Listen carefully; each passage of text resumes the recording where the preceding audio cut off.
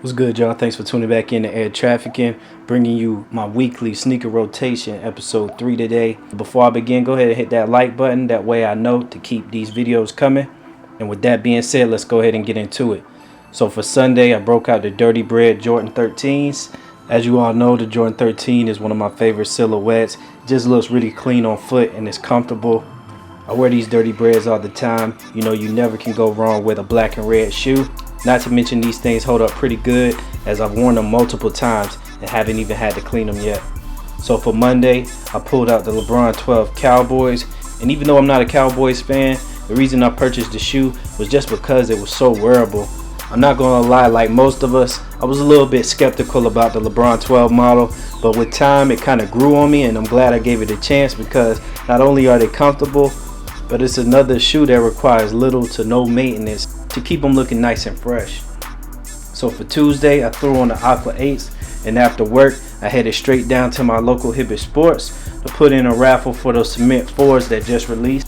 Unfortunately, I didn't win the raffle. Catching the L this time really didn't bother me because I knew I was going to be able to get my pairs online. For Wednesday, I pulled out the Wheat Tims, definitely a classic, and it was almost a poor choice for that day in particular because my lady ended up suckering me into going to a dealership to look at cars since she blew up the engine in her car last week.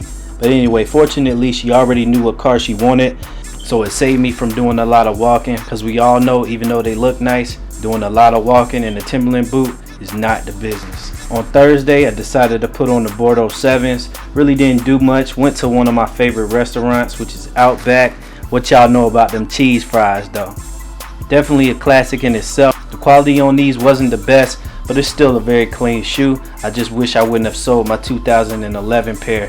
Friday for the most part was a really chill day. Woke up with a bad headache, and of course whenever you need the medicine, you can't find it or there's no more left. So I threw on the Maroon 6s, grabbed some food, grabbed some medicine, came back to the crib, secured the All-Star phone posits, and played Just Cause 3 for the rest of the day.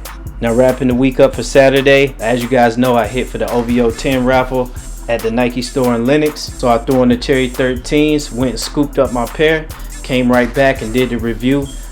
Speaking of which, if you haven't seen it, the link will be in the description. Make sure you check it out. The Cherry 13s are definitely my second favorite Jordan 13 of all time. They're just classics. As you can see, I'm overdue for a new pair, so hopefully we'll see a re-retro down the line.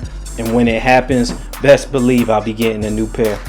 Well guys, that wraps up episode 3 of my weekly sneaker rotation. Make sure you hit the like button, subscribe if you're not already, and keep it locked to Air Trafficking for more weekly sneaker rotations just like this one. Until next time, I'm taking off.